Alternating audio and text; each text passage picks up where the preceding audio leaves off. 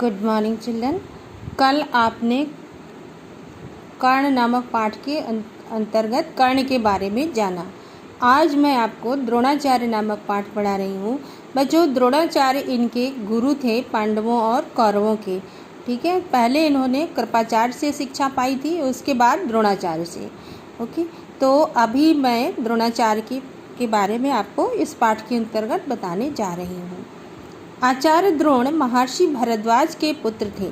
पांचाल नरेश का पुत्र द्रुपद भी द्रोण के साथ ही भरद्वाज आश्रम में शिक्षा पा रहा था। ये जो आचार्य द्रोण थे, किसके पुत्र थे? महर्षि भरद्वाज के। और पांचाल नरेश का पुत्र द्रुपद, द्रौपदी का भाई था जो द्रुपद, वो भी द्रोण के साथ ही भरद्वाज आश्रम में शिक्षा पा रहा था। दोनों में गहरी मित्रता थी, दोस्ती थी। कभी कभी राजकुमार द्रुपद उत्साह में आकर द्रोण से यहाँ तक कह देता था कि पांचाल देश का राजा बन जाने पर मैं आधा राज्य तुम्हें दे दूंगा। यानी बचपन में ज़्यादा ही दोस्ती होती है तो पता नहीं क्या क्या बच्चे आपस में बात करते हैं। तो इन्होंने भी, ये राजकुमार द्रुपद ने भी उत्साह में आकर के ये बात द्रोण से कह दी थी कि जब मैं पांचाल देश का राजा बन जाऊंगा तो आधा राज्य तुम्हें दे दूंगा। यानी हम दोनों मित्र हैं। इसलिए शिक्षा समाप्त होने पर द्रोणाचार्य ने कृपाचार्य की बहन से ब्याह कर लिया।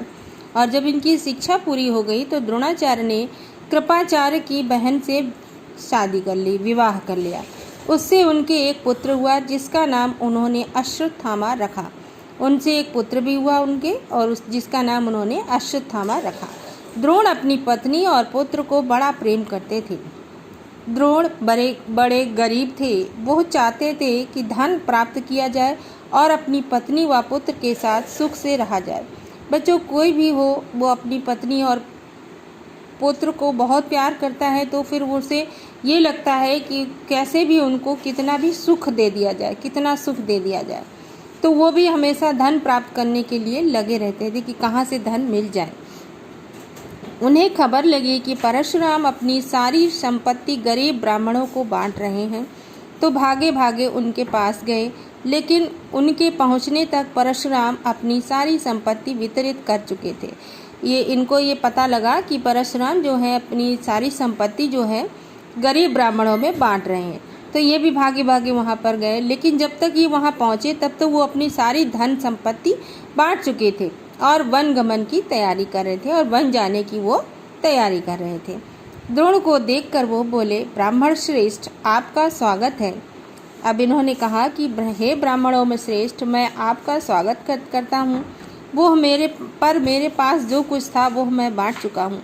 इन्होंने कहा कि मेरे पास जो भी कुछ था वो मैं बांट चुका हूँ। अब यह मेरा शरीर और धनुर्विद्या ही है। बताइए मैं आपके लिए क्या करूँ। तो इन्होंने कहा कि अब हमारे पास परशुराम ने ये कहा कि मैं सब कुछ बांट चुका हूँ, अब मेरा केवल शरीर और मेरी विद्या ही मेरे पास है।